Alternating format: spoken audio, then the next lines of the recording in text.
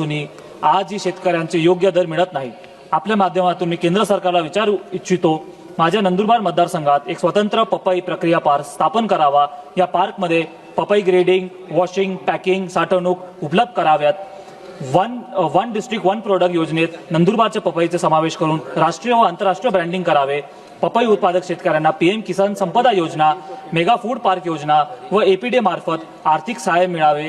या प्रक्रियेसाठी आदिवासी युवक युवतींसाठी कौशल्य विकास व प्रशिक्षण केंद्र उभारण्यात यावे, जेणेकरून स्थानिकांना रोजगार व स्वयंरोजगारीची संधी मिळेल। जिल्ह्यात कोल्ड स्टोरेज क्लस्टर व लॉजिस्टिक सेंटर्स उभारावेत।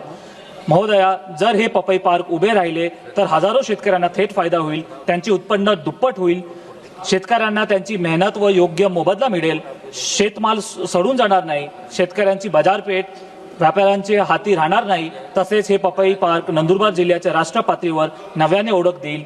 त्यामुळे सभापती महोदया, माझे केंद्र सरकारकडे नम्र मागणी आहे की या प्रस्तावाला तातडीने मान्यता द्यावी व वित्तीय तरतूद करावी।